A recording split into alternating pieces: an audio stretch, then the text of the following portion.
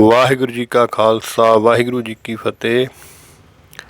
ਰਾਗ ਧਨਾਸਰੀ ਮਹੱਲਾ ਪਹਿਲਾ। ਰਾਗ ਧਨਾਸਰੀ ਵਿੱਚ ਗੁਰੂ ਨਾਨਕ ਜੀ ਦੀ ਬਾਣੀ। ਗਗਨ ਮੈਂ ਥਾਲ ਰਵ ਚੰਦ ਦੀਪਕ ਬਣੇ, ਤਾਰਿਕਾ ਮੰਡਲ ਜਨਕ ਮੋਤੀ। ਸਾਰਾ ਆਕਾਸ਼ ਮਾਨੋ ਥਾਲ ਹੈ ਤੇ ਸੂਰਜ ਤੇ ਚੰਦ ਉਸ ਵਿੱਚ ਦੀਵੇ ਬਣੇ ਹੋਏ ਹਨ। ਤਾਰਿਆਂ ਦੇ ਸਮੂਹ ਮਾਨੋ ਥਾਲ ਵਿੱਚ ਮੋਤੀ ਰੱਖੇ ਹੋਏ ਹਨ। ਧੂਪ ਮਲਿਆਨ ਲੋ ਪਵਨ ਚਵਰੋ ਕਰੇ, ਸਗਲ ਬਨਰਾਏ ਫੁਲੰਤ ਜੋਤੀ।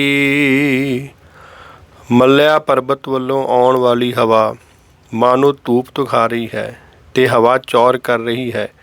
ਸਾਰੀ ਬਨਸਪਤੀ ਜੋਤ ਰੂਪ ਵਿੱਚ ਪ੍ਰਭੂ ਦੀ ਆਰਤੀ ਵਾਸਤੇ ਫੁੱਲ ਦੇ ਰਹੀ ਹੈ। ਕੈਸੀ ਆਰਤੀ ਹੋਏ, ਕੁਦਰਤ ਵਿੱਚ ਤੇਰੀ ਕੈਸੀ ਸੁੰਦਰ ਆਰਤੀ ਹੋ ਰਹੀ ਹੈ ਵਾਹਿਗੁਰੂ ਜੀ। ਭਵ ਖੰਡਨਾ ਤੇਰੀ ਆਰਤੀ, ਹੇ ਜੀਵਾਂ ਦੇ ਜਨਮ ਮਰਨ ਨਾਸ ਕਰਨ ਵਾਲੇ, ਇਹ ਹੈ ਤੇਰੀ ਅਦਭੁਤ ਆਰਤੀ। ਅਨਹਤਾ ਸ਼ਬਦ ਵਾ ਜੰਤ ਭੇਰੀ ਰਹਾਓ, ਸਭ ਜੀਵਾਂ ਵਿੱਚ ਰੁਮਕ ਰਹੀ ਇੱਕੋ ਜੀਵਨ ਰੋ।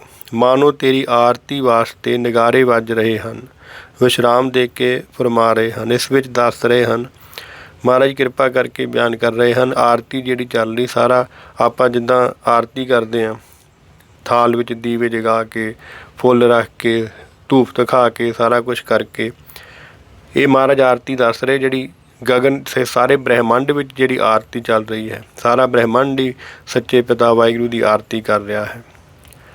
ਸਹਿਸ ਤਵ ਨੈਨ ਨਨ ਨੈਨ ਹੈ ਤੋਹੇ ਕੋ, ਸਹਿਸ ਮੂਰਤ ਨਨਾ ਏਕ ਤੁਹੀ। ਸਭ ਜੀਵਾਂ ਵਿੱਚ ਵਿਆਪਕ ਹੋਣ ਕਰਕੇ ਹਜ਼ਾਰਾਂ ਤੇਰੀਆਂ ਅੱਖਾਂ ਹਨ, ਪਰ ਨਿਰਾਕਾਰ ਹੋਣ ਕਰਕੇ ਹੇ ਪ੍ਰਭੂ ਤੇਰੀਆਂ ਕੋਈ ਅੱਖਾਂ ਨਹੀਂ। ਹਜ਼ਾਰਾਂ ਤੇਰੀਆਂ ਸ਼ਕਲਾਂ ਹਨ, ਪਰ ਤੇਰੀ ਆਪਣੀ ਕੋਈ ਵੀ ਸ਼ਕਲ ਨਹੀਂ। ਸਹਿਸ ਪਦ ਬਿਮਲ ਨਨ ਏਕ ਪਦ, ਗੰਧ ਬਿਨ ਸਹਿਸ ਤਵ ਗੰਧ ਇਵ ਚਲਤ ਮੋਹੀ। ਹਜ਼ਾਰਾਂ ਤੇਰੇ ਸੋਹਣੇ ਪੈਰ ਹਨ, ਪਰ ਨਿਰਾਕਾਰ ਹੋਣ ਕਰਕੇ ਤੇਰਾ ਇੱਕ ਵੀ ਪੈਰ ਨਹੀਂ। ਹਜ਼ਾਰਾਂ ਤੇਰੇ ਨੱਕ ਹਨ, ਪਰ ਤੂੰ ਨੱਕ ਤੋਂ ਬਿਨਾਂ ਹੀ ਹੈ। ਤੇਰੇ ਅਜਿਹੇ ਕੌਤਕਾਂ ਨੂੰ ਮੈਨੂੰ ਹੈਰਾਨ ਕੀਤਾ ਹੋਇਆ ਹੈ। ਸਭ ਮਹਿ ਜੋਤ ਜੋਤ ਹੈ ਸੋਏ, ਸਾਰੇ ਜੀਵਾਂ ਵਿੱਚ ਇੱਕ ਉਹੀ ਪਰਮਾਤਮਾ ਦੀ ਜੋਤ ਵਰਤ ਰਹੀ ਹੈ। ਤਿਸ ਦੇ ਚਾਨਣ ਸਭ ਮਹਿ ਚਾਨਣ ਹੋਏ, ਉਸ ਜੋਤ ਦੇ ਪ੍ਰਕਾਸ਼ ਨਾਲ ਸਾਰੇ ਜੀਵਾਂ ਵਿੱਚ ਚਾਨਣ ਹੋ ਰਿਹਾ ਹੈ। ਭਾਵ ਸੂਝ-ਬੂਝ ਮਿਲ ਰਹੀ ਹੈ। ਸਾਰੀਆਂ ਹਰਕਤਾਂ, ਸਾਰਾ ਕੁਝ, ਅੱਖਾਂ ਵੇਖ ਰਹੀਆਂ ਹਨ, ਕੰਨ ਸੁਣ ਰਹੇ ਹਨ, ਜ਼ੁਬਾਨ ਬੋਲ ਰਹੀ ਹੈ। ਇਹ ਉਹਦੀ ਮਹਾਰਾਜ ਦੀ ਜੋਤ, ਅਕਾਲ ਪੁਰਖ ਦੀ ਜੋਤ ਹੀ ਸਾਰਿਆਂ ਵਿੱਚ ਵਰਤ ਰਹੀ ਹੈ, ਜਿਹਦੇ ਨਾਲ ਸਾਰਾ ਕੁਝ ਹੋ ਰਿਹਾ ਹੈ। ਜੇ ਜੋਤ ਵਿੱਚ ਨਾ ਹੋਵੇ ਤਾਂ ਡੈੱਡ ਬੋਡੀ ਦੀਆਂ ਅੱਖਾਂ ਵੀ ਹੁੰਦੀਆਂ, ਕੰਨ ਵੀ ਹੁੰਦੇ, ਸਾਰਾ ਕੁਝ ਹੁੰਦਾ, ਪਰ ਨਾ ਕੋਈ ਸੋਚ ਸਕਦਾ, ਨਾ ਕੁਝ ਬੋਲ ਸਕਦਾ, ਨਾ ਕੋਈ ਸੁਣ ਸਕਦਾ। ਬਸ ਬੋਡੀ ਸਾਰੀ ਉਸੇ ਤਰ੍ਹਾਂ ਵਿੱਚੋਂ ਜੋਤ ਨਿਕਲ ਗਈ ਅਤੇ ਕੰਮ ਖਤਮ। ਅਤੇ ਇੱਥੇ ਮਹਾਰਾਜ ਇਹੋ ਦੱਸ ਰਹੇ ਹਨ ਵੀ ਜਿਹੜੀ ਜੋਤ ਆ, ਸਭ ਮਹਿ ਜੋਤ ਜੋਤ ਹੈ ਸੋਏ, ਤਿਸ ਤੇ ਚਾਨਣ ਸਭ ਮਹਿ ਚਾਨਣ ਹੋਏ। ਉਸ ਜੋਤ ਕਰਕੇ ਹੀ ਸਾਰਾ ਕੁਛ ਚੱਲ ਰਿਹਾ ਹੈ ਆਪਣੇ ਸਰੀਰ ਦੇ ਅੰਦਰ। ਪਰ ਉਹ ਜੋਤ ਕਿਹਦੀ ਹੈ? ਕਹੋ ਕਬੀਰ ਰਾਮ ਕੀ ਅੰਸੇ। ਮਹਾਰਾਜ ਸੱਚੇ ਪਾਤਸ਼ਾਹ ਅਕਾਲ ਪੁਰਖ ਦੀ ਜੋਤ ਹੀ ਸਾਰੇ ਪਾਸੇ ਵਰਤ ਰਹੀ ਹੈ ਅੰਦਰ ਸਾਰਿਆਂ ਦੇ। ਗੁਰ ਸਾਖੀ ਜੋਤ ਪ੍ਰਗਟ ਹੋਏ, ਪਰ ਇਸ ਜੋਤ ਦਾ ਗਿਆਨ ਗੁਰੂ ਦੀ ਸਿੱਖਿਆ ਨਾਲ ਹੀ ਹੁੰਦਾ ਹੈ। ਗੁਰੂ ਰਾਹੀਂ ਇਹ ਸਮਝ ਪੈਂਦੀ ਹੈ ਕਿ ਹਰੇਕ ਦੇ ਅੰਦਰ ਪਰਮਾਤਮਾ ਦੀ ਜੋਤ ਹੈ। ਜੋ ਤਿਸ ਭਾਵੈ ਸੋ ਆਰਤੀ ਹੋਏ, ਇਸ ਸਰਬ ਵਿਆਪਕ ਜੋਤ ਦੀ ਆਰਤੀ ਇਹ ਹੈ ਕਿ ਜੋ ਕੁਝ ਉਸ ਦੀ ਰਜ਼ਾ ਵਿੱਚ ਹੋ ਰਿਹਾ ਹੈ ਉਹ ਜੀਵ ਨੂੰ ਚੰਗਾ ਲੱਗੇ। ਪ੍ਰਭੂ ਦੀ ਰਜ਼ਾ ਵਿੱਚ ਤੁਰਨਾ, ਪ੍ਰਭੂ ਦੀ ਆਰਤੀ ਕਰਨੀ ਹੈ। ਹਰ ਚਰਨ ਕਵਲ ਮਕਰੰਦ ਲੋਭਿਤ ਮਨੋ, ਅੰਦਨੋ ਮੋਹਿ ਆਹੀ ਪਿਆਸਾ। ਹੇ ਹਰੀ, ਤੇਰੇ ਚਰਨ ਰੂਪ ਕੌਲ ਫੁੱਲਾਂ ਦੇ ਰਸ ਲਈ ਮੇਰਾ ਮਨ ਲਲਚਾਉਂਦਾ ਹੈ। ਹਰ ਰੋਜ਼ ਮੈਨੂੰ ਇਸੇ ਰਸ ਦੀ ਪਿਆਸ ਲੱਗੀ ਹੋਈ ਹੈ। ਕਿਰਪਾ ਜਲ ਦੇ ਨਾਨਕ ਸਾਰੰਗ ਕੋ, ਹੋਏ ਜਾਂ ਤੇ ਤੇਰਾ ਨਾਏ ਵਾਸਾ। ਮੈਨੂੰ ਨਾਨਕ ਪਪੀਹੇ ਨੂੰ ਆਪਣੀ ਮਿਹਰ ਦਾ ਜਲ ਦੇ, ਜਿਸ ਦੀ ਬਰਕਤ ਨਾਲ ਮੈਂ ਤੇਰੇ ਨਾਮ ਵਿੱਚ ਟਿਕਿਆ ਰਹਾਂ। ਰਾਗ ਗੌੜੀ ਪੂਰਬੀ ਮਹੱਲਾ ਚੌਥਾ। ਕਾਮ ਕ੍ਰੋਧ ਨਗਰ ਬਹੁ ਭਰਿਆ, ਮਿਲ ਸਾਧੂ ਖੰਡਲ ਖੰਡਾਹੇ। ਮਨੁੱਖ ਦਾ ਇਹ ਸਰੀਰ ਸ਼ਹਿਰ ਕਾਮ ਅਤੇ ਕ੍ਰੋਧ ਨਾਲ ਭਰਿਆ ਰਹਿੰਦਾ ਹੈ। ਗੁਰੂ ਨੂੰ ਮਿਲ ਕੇ ਹੀ ਕਾਮ ਕ੍ਰੋਧ ਆਦਿਕ ਦੇ ਇਸ ਜੋੜ ਨੂੰ ਤੋੜਿਆ ਜਾ ਸਕਦਾ ਹੈ। ਕਾਮ ਕ੍ਰੋਧ ਨਗਰ ਬਹੁ ਭਰਿਆ, ਇਹ ਜਿਹੜਾ ਨਗਰ, ਇਹ ਸਾਡਾ ਸਰੀਰ ਨਗਰ ਇੱਥੇ ਕਹਿ ਰਹੇ ਮਹਾਰਾਜ, ਕਾਮ ਤੇ ਕ੍ਰੋਧ ਨਾਲ ਭਰਿਆ ਹੈ। ਪੂਰਬ ਲਿਖਤ ਲਿਖੇ ਗੁਰ ਪਾਇਆ, ਮਨ ਹਰ ਲਿਵ ਮੰਡਲ ਮੰਡਾਹੇ। ਜਿਸ ਮਨੁੱਖ ਨੂੰ ਪੂਰਬਲੇ ਕੀਤੇ ਕਰਮਾਂ ਦੇ ਸੰਜੋਗਾਂ ਨਾਲ ਗੁਰੂ ਮਿਲ ਪੈਂਦਾ ਹੈ, ਉਸ ਦੇ ਮਨ ਵਿੱਚ ਪਰਮਾਤਮਾ ਨਾਲ ਲਿਵ ਲੱਗ ਜਾਂਦੀ ਹੈ ਅਤੇ ਉਸ ਦੇ ਅੰਦਰੋਂ ਕਾਮਦਾਇਕ ਦਾ ਜੋੜ ਟੁੱਟ ਜਾਂਦਾ ਹੈ। ਕਰ ਸਾਧੂ ਅੰਜਲੀ ਪੁੰਨ ਵੱਡਾ ਹੈ। ਹੇ ਭਾਈ, ਗੁਰੂ ਅੱਗੇ ਹੱਥ ਜੋੜ ਕੇ ਬਹੁਤ ਭਲਾ ਕੰਮ ਹੈ। ਕਰ ਸਾਧੂ ਅੰਜਲੀ ਪੁੰਨ ਵੱਡਾ ਹੈ। ਅੰਜਲੀ ਦੋਵੇਂ ਹੱਥ ਜੋੜ ਕੇ ਖਲੋਣਾ, ਇਹ ਵੱਡਾ ਪੁੰਨ ਹੈ। ਕਰ ਢੰਡੌਤ ਪੁੰਨ ਵੱਡਾ ਹੈ ਰਹਾਓ। ਗੁਰੂ ਅੱਗੇ ਟਹਿ ਪਾਓ, ਇਹ ਬੜਾ ਨੇਕ ਕੰਮ ਹੈ। ਡੰਡੌਤ ਹੁੰਦਾ ਡੰਡੇ ਵਾਂਗੂ ਲੰਮੇ ਪੈ ਜਾਣਾ ਸਿੱਧਾ। ਸਾਕਤ ਹਰ ਰਸ ਸਾਧ ਨਾ ਜਾਣਿਆ, ਤਿਨ ਅੰਤਰ ਹਉਮੈ ਕੰਡਾਹੇ। ਜਿਹੜੇ ਮਨੁੱਖ ਪਰਮਾਤਮਾ ਨਾਲੋਂ ਟੁੱਟੇ ਹੋਏ ਹਨ, ਉਹ ਉਸ ਦੇ ਨਾਮ ਦੇ ਰਸ ਦੇ ਸਵਾਦ ਨੂੰ ਸਮਝ ਨਹੀਂ ਸਕਦੇ।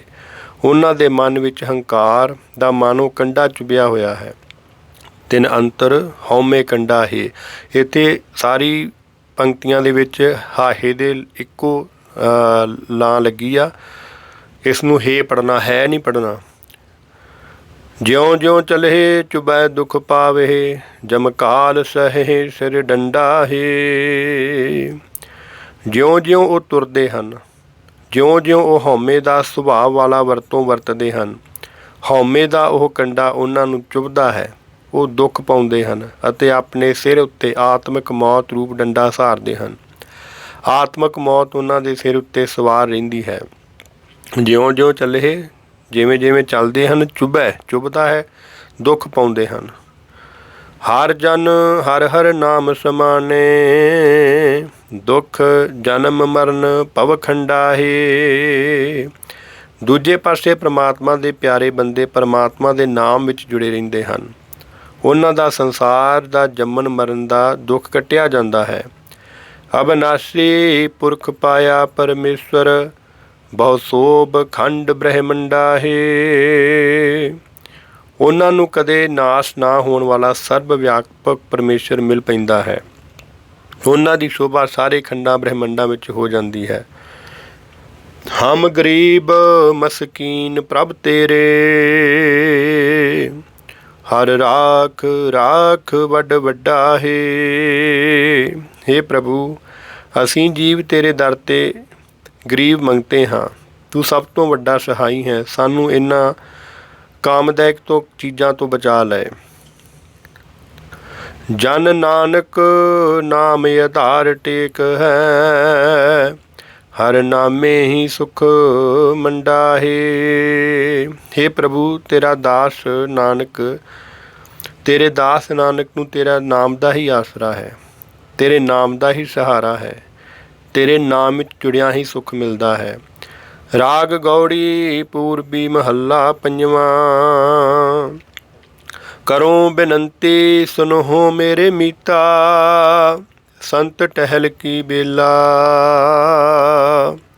ਹੇ ਮੇਰੇ ਮਿੱਤਰੋ ਸੁਣੋ, ਮੈਂ ਬੇਨਤੀ ਕਰਦਾ ਹਾਂ। ਹੁਣ ਗੁਰਮੁਖਾਂ ਦੀ ਸੇਵਾ ਕਰਨ ਦਾ ਵੇਲਾ ਹੈ। ਇਹਾਂ ਖਾਟ ਚਲੋ ਹਰ ਲਾਹਾ, ਆਗੇ ਬਸਨ ਸੁਹੇਲਾ। ਜੇ ਸੇਵਾ ਕਰੋਗੇ ਤਾਂ ਇਸ ਜਨਮ ਵਿੱਚ ਪ੍ਰਭੂ ਦੇ ਨਾਮ ਦੀ ਖੱਟੀ ਖੱਟ ਕੇ ਜਾਓਗੇ ਅਤੇ ਪਰਲੋਕ ਵਿੱਚ ਰਹਿਣਾ ਸੌਖਾ ਹੋ ਜਾਏਗਾ। ਔਦ ਘਟੈ ਦਿਨ ਸਰੈਣਾ ਰੇ। ਹੇ ਮਨ, ਦਿਨ ਰਾਤ ਬੀਤ ਬੀਤ ਕੇ ਉਮਰ ਘਟਦੀ ਜਾ ਰਹੀ ਹੈ। ਮਨ ਗੁਰ ਮਿਲ ਕਾਜ ਸਵਾਰੇ ਰਹਾਓ। ਹੇ ਮੇਰੇ ਮਨ, ਗੁਰੂ ਨੂੰ ਮਿਲ ਕੇ ਮਨੁੱਖਾ ਜੀਵਨ ਦਾ ਕੰਮ ਸਿਰੇ ਚਾੜ ਲੈ, ਜਿਸ ਕਰਕੇ ਇਹ ਮਨੁੱਖਾ ਜੀਵਨ ਮਿਲਿਆ ਹੈ। ਭਈ ਪ੍ਰਾਪਤ ਮਾਨੁਖ ਦੀ ਹੁਰੀਆ, ਗੋਬਿੰਦ ਮਿਲਨ ਕੀ ਇਹ ਤੇਰੀ ਬਰੀਆ। ਇਹੋ ਸੰਸਾਰ ਵਿਕਾਰ ਸੰਸੇ ਮਹਿ, ਤਰਿਓ ਬ੍ਰਹਮ ਗਿਆਨੀ। ਇਹ ਜਗਤ ਵਿਕਾਰਾਂ ਨਾਲ ਭਰਪੂਰ ਹੈ। ਜਗਤ ਦੇ ਜੀਵ ਤੋਖਲਿਆਂ ਵਿੱਚ ਡੁੱਬ ਰਹੇ ਹਨ। ਇਹਨਾਂ ਵਿੱਚੋਂ ਉਹੀ ਮਨੁੱਖ ਨਿਕਲਦਾ ਹੈ ਜਿਸ ਨੇ ਪਰਮਾਤਮਾ ਨਾਲ ਜਾਣ ਪਛਾਣ ਪਾ ਲਈ ਹੈ। ਜਾਣ ਪਛਾਣ ਕਿੱਦਾਂ ਪੈਣੀ ਹੈ? ਮਹਾਰਾਜ ਦਾ ਨਾਮ ਸਿਮਰਨ ਕਰਕੇ, ਨਿਤਨੇਮ ਬਾਣੀਆਂ ਪੜ੍ਹ ਕੇ, ਵੱਧ ਤੋਂ ਵੱਧ ਬਾਣੀ ਪੜ੍ਹ ਕੇ, ਤੇ ਸਾਰੇ ਕਾਜ ਸਵਾਰੇ ਜਾਣਗੇ। ਮਨ ਗੁਰ ਮਿਲ ਕਾਜ ਸਵਾਰੇ ਰਹਾਓ, ਇਹ ਸੰਸਾਰ ਵਿਕਾਰ ਸੰਸੇ ਮੇ, ਤਰਿਓ ਬ੍ਰਹਮ ਗਿਆਨੀ।